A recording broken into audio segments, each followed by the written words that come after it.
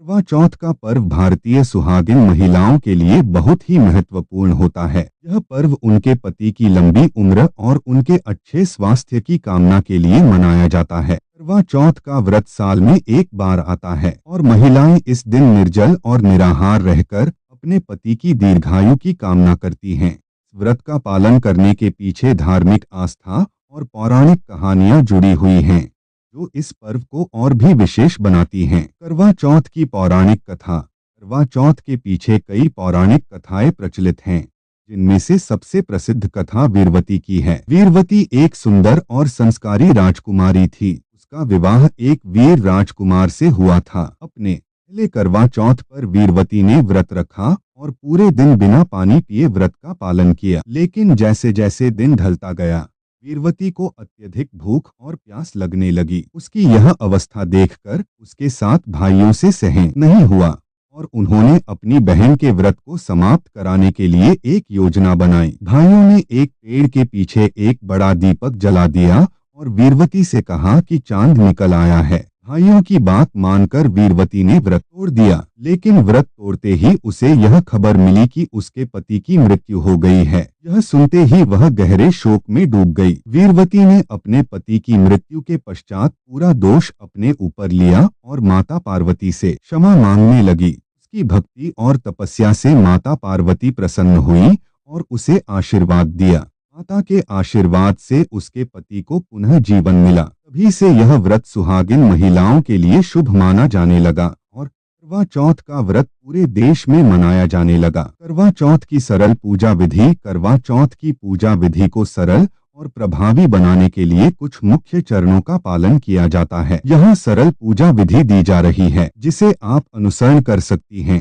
1. सजावट और पूजा की तैयारी। सुबह सूर्योदय से पहले महिलाएं सरगी व्रत से पहले का भोजन खाती हैं, जो आमतौर पर सांस द्वारा दी जाती है। इसके बाद महिलाएं पूरे दिन निर्जल और निराहार रहती हैं। दिन में महिलाएं पूजा की तैयारी करती हैं और शाम के समय पूरा श्रृंगार करती हैं। पूजा स्थल को सजाया जाता है, जिसमें माता पार्वती, भगवान शिव और भगवान गणेश की मूर्ति या चित्र रखे जाते हैं। साथ ही एक करवा, मिट्टी या धातु का बर्तन रखा जाता है, इसमें पानी भरकर रखा जाता है। 2. 16 श्रृंगार। करवा चौथ के दिन महिलाएं 16 श्रृंगार करती हैं, जिसमें कुमकुम, बिंदी, चूड़ियां, काजल, सिंदूर आदि शामिल होते हैं। यह श्रृंगार सुहाग का प्रतीक होता है और इसे करने का उद्देश्य पति की दीर्घायु और सुख समृद्धि की कामना करना है। 3. कथा सुनना। करवा चौथ की पूजा के दौरान महिलाएं सामूहिक रूप से बैठकर करवा चौथ की कथा सुनती हैं। इस कथा का श्रवण करना व्रत का महत्वपूर्ण हिस्सा है। कथा में माता करवा की पूजा और उनके पति की रक्षा की कहानी सुनाई जाती है, जिससे व्रत रखने वाली महिलाओं को प्रेरणा मिलती है। 4. चंद्र दर्शन। रात को जब चंद्रमा उदय होता है, महिलाएं चांद को छलनी से देखकर उसे अर्घ्य देती हैं। यह परंपरा विशेष मानी जाती है, क्योंकि चंद्रमा को देखकर पति की लंबी उम्र की कामना की जाती है। इसके बाद महिलाएं अपने पति का चेहरा देखती हैं और उनके हाथ से पानी पीकर व्रत तोड़ती हैं। 5. व्रत का समापन। चंद्रमा को अर्घ्य देने के बाद पति पत्नी को पानी पिलाकर व्रत तुड़वाता है। इसके बाद महिलाएं पति के चरण स्पर्श कर उनका आशीर्वाद लेती हैं। पति अपनी पत्नी को कुछ उपहार या आशीर्वाद के रूप में स्नेह प्रकट करते हैं। करवा चौथ पर रात में यह काम करना जरूरी है। करवा चौथ पर रात में सबसे महत्वपूर्ण क्रिया चंद्रमा को अर्घ्य देना होता है। व्रत का संपूर्ण फल तभी प्राप्त होता है जब महिलाएं चंद्र दर्शन के बाद ही व्रत तोड़ती हैं। चंद्रमा को छलनी से देखने का विधान है, क्योंकि यह माना जाता है कि छलनी के माध्यम से चांद और पति दोनों को देखना उनके जीवन में आने वाली हर मुश्किल को छलनी के समान छान देगा। साथ ही यह परंपरा पौराणिक महत्व भी रखती है। चंद्र दर्शन के बाद पूजा की जाती है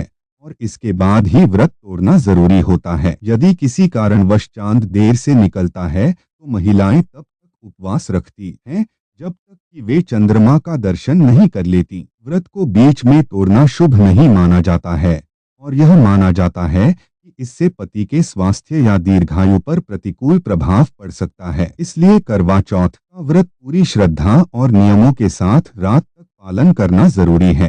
करवा चौथ का महत्व। करवा चौथ का पर्व न केवल धार्मिक दृष्टि से महत्वपूर्ण है, बल्कि यह पर्व पति पत्नी के बीच प्रेम और विश्वास को भी मजबूत करता है। इस दिन पति पत्नी के बीच स्नेह और सामंजस्य का आदान प्रदान होता है। करवा चौथ केवल एक व्रत नहीं, बल्कि यह त्योहार परिवार के बंधनों को भी और मजबूत करता है। तो भक्तों, आप सबको ये करवा चौथ की विधि पसंद आया तो इस वीडियो के लाइक सब्सक्राइब कर देना। तो भक्तों, अब हम शुरू करते हैं करवा चौथ के कथा, जो कि जानना हम सबको बहुत जरूरी है। करवा चौथ की व्रत कथा के पीछे कई पौराणिक कहानियां प्रचलित हैं, जिनमें सबसे प्रमुख कथा वीरवती की मानी जाती है। यह कथा इस प्रकार है।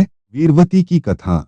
एक समय की बात है, वीरवती नाम की एक सुंदर और संस्कारी राजकुमारी थी, जो 7 भाइयों की इकलौती बहन थी। उसका विवाह एक वीर और महान राजा से हुआ था। विवाह के बाद अपने पहले करवा चौथ पर वीरवती ने पति की लंबी आयु के लिए व्रत रखा। इस व्रत के अनुसार वह सूर्योदय से लेकर चांद निकलने तक कुछ भी खाए या पिए बिना निर्जला उपवास करती थी। दिन ढलने के साथ साथ वीरवती को भूख और प्यास बहुत सताने लगी, लेकिन उसने अपने व्रत को पूरा करने का निश्चय किया। उसकी इस हालत को देखकर उसके भाइयों से उसकी तकलीफ देखी नहीं गई। उन्होंने अपनी बहन का व्रत तुड़वाने के लिए एक योजना बनाई। भाइयों ने पीपल के पेड़ पर एक दर्पण लगा दिया, जिससे ऐसा प्रतीत हुआ कि चांद निकल आया है। भाइयों ने वीरवती से कहा, देखो, चांद निकल आया है, अब तुम अपना व्रत खोल सकती हो। वीरवती ने भाइयों की बात मानकर चांद को देखकर व्रत तोड़ दिया। लेकिन जैसे ही उसने अन्न ग्रहण किया, उसे सूचना मिली कि उसके पति की मृत्यु हो गई है। यह सुनकर वीरवती बहुत दुखी हुई और उसने अपने पति को वापस पाने के लिए प्रार्थना और तपस्या शुरू कर दी। उसकी भक्ति और समर्पण को देखकर माता पार्वती प्रसन्न हुई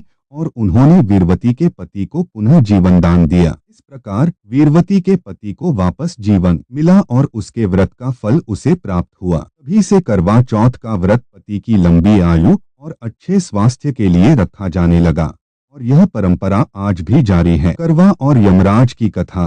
एक अन्य कथा के अनुसार करवा नाम की एक पतिव्रता स्त्री थी, जो अपने पति से बहुत प्रेम करती थी। एक दिन उसका पति नदी में स्नान कर रहा था, भी एक मगरमच्छ ने उसे पकड़ लिया। करवा ने यह देखा और तुरंत एक सूती धागे से मगरमच्छ को बांध दिया। फिर वह यमराज के पास जाकर अपने पति की जान बचाने के लिए मगरमच्छ को मृत्यु दंड देने की प्रार्थना करने लगी। यमराज ने करवा की भक्ति और पति के प्रति उसके समर्पण को देखकर मगरमच्छ को मृत्यु दंड दिया और उसके पति को जीवन दान दिया। तभी से करवा चौथ पर करवा माता की पूजा की जाती है और महिलाएं अपने पति की लंबी उम्र और सुरक्षा के लिए इस व्रत का पालन करती हैं।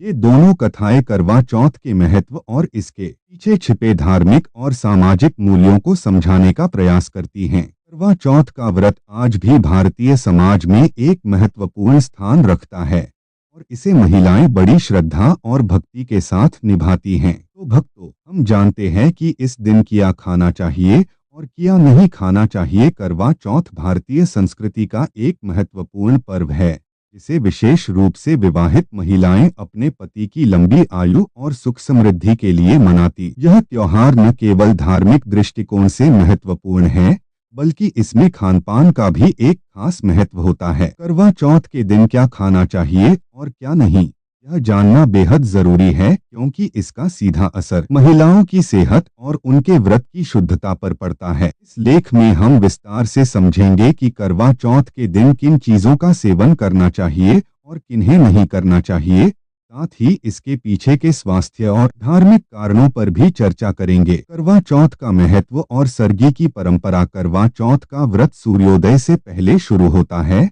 और चांद निकलने तक चलता है। इस दिन की शुरुआत सरगी से होती है, जिसे सास अपनी बहू को देती है। सरगी में ऐसे खाद्य पदार्थ होते हैं जो दिन भर ऊर्जा और पोषण प्रदान करते हैं, क्योंकि इस व्रत के दौरान महिलाएं पानी तक नहीं पीती। सरगी का सही चयन इस व्रत को सहज और स्वस्थ बनाए रखने के लिए बेहद जरूरी होता है। सरगी में क्या खाना चाहिए? सरगी में उन चीजों का चयन करना चाहिए जो पोषण से भरपूर हों और दिन भर भूख और प्यास को नियंत्रित करने में सहायक हों। ये विस्तार से जानते हैं कि सरगी में क्या क्या खाना चाहिए। 1. फलों का सेवन। फलों का सेवन सरगी में बेहद जरूरी होता है। फल प्राकृतिक शर्करा, फाइबर और पानी का बेहतरीन स्रोत होते हैं जो दिन भर ऊर्जा बनाए रखने में सहायक होते हैं। करवा चौथ के दिन विशेष रूप से निम्नलिखित फलों का सेवन करना चाहिए। सेब में फाइबर और विटामिन्स की भरपूर मात्रा होती है। यह पाचन को ठीक रखता है और लंबे समय तक पेट भरा महसूस होता है। केला पोटेशियम और कार्बोहाइड्रेट का अच्छा स्रोत है। इसे खाने से शरीर को तुरंत ऊर्जा मिलती है और यह दिन भर भूख को नियंत्रित रखने में सहायक होता है। अनार एंटीऑक्सीडेंट्स से भरपूर होता है और यह शरीर को हाइड्रेटेड रखने में मदद करता है। साथ ही यह रक्त संचार को भी बेहतर बनाता है। पपीता पाचन के लिए बहुत अच्छा होता है और इसमें मौजूद फाइबर दिन भर पेट को स्वस्थ रखता है। सूखे मेवे। सर्दी में सूखे मेवे जैसे बादाम, काजू, अखरोट, किशमिश और पिस्ता का सेवन भी बहुत लाभकारी होता है। सूखे मेवे में प्रोटीन, विटामिन्स और मिनरल्स होते हैं जो शरीर को लंबे समय तक ऊर्जा प्रदान करते हैं। बादाम में प्रोटीन और स्वस्थ वसा होते हैं जो मस्तिष्क और शरीर दोनों को ऊर्जा देते हैं। अखरोट ओमेगा 3 फैटी एसिड का स्रोत है जो मस्तिष्क के लिए फायदेमंद होता है और यह हृदय को भी स्वस्थ रखता है। काजू में आयरन और जिंक होते हैं जो शरीर की प्रतिरक्षा प्रणाली को मजबूत बनाते हैं। किशमिश में प्राकृतिक शर्करा होती है जो त्वरित ऊर्जा प्रदान करती है और इसमें फाइबर भी होता है जो पाचन को सही रखता है। दही और दूध से बने उत्पाद भी सर्दी का महत्वपूर्ण हिस्सा होते हैं। ये प्रोटीन और कैल्शियम का बेहतरीन स्रोत होते हैं और शरीर को लंबे समय तक ऊर्जा प्रदान करते हैं। सर्दी में दही, लस्सी, छाछ या दूध से बने हलवे का सेवन करना चाहिए। यह न केवल पाचन को सही रखता है बल्कि शरीर को शीतलता भी प्रदान करता है। दही में प्रोबायोटिक्स होते हैं जो पेट को स्वस्थ रखते हैं और पाचन में मदद करते हैं। दूध में कैल्शियम और प्रोटीन होते हैं जो हड्डियों और मांसपेशियों को मजबूत बनाते हैं। लस्सी या छाछ पेट को ठंडक प्रदान करती है और इससे दिन भर प्यास कम लगती है। हल्का और पौष्टिक भोजन। सर्दी में हल्का और पौष्टिक भोजन शामिल करना चाहिए जैसे कि हलवा, मठरी, सेवई या उपमा। यह भोजन पचने में आसान होता है और दिन भर भूख को नियंत्रित रखने में सहायक होता है। सूजी का हलवा या आटे का हलवा ऊर्जा प्रदान करता है और इसमें घी होने के कारण यह शरीर को लंबे समय तक ऊर्जा प्रदान करता है। मठरी एक हल्का नाश्ता है जो दिन भर भूख को नियंत्रित रखता है। सेवई का सेवन शरीर को ऊर्जा देता है और इसे खाने से पेट भरा हुआ महसूस होता है। उपमा एक हल्का और पौष्टिक नाश्ता है जिसमें फाइबर और आवश्यक विटामिन्स होते हैं। पानी और तरल पदार्थ। सर्दी में भरपूर मात्रा में पानी पीना चाहिए। पानी शरीर को हाइड्रेटेड रखता है और दिन भर प्यास कम लगती है। इसके अलावा नारियल पानी, नींबू पानी या ताजे फलों का रस भी लिया जा सकता है। यह तरल पदार्थ शरीर में पानी की कमी को पूरा करते हैं और प्यास को नियंत्रित रखते हैं। नारियल पानी शरीर को हाइड्रेटेड रखने में मदद करता है और इसमें इलेक्ट्रोलाइट्स होते हैं जो शरीर को ऊर्जा प्रदान करते हैं। नींबू पानी पाचन को सुधारता है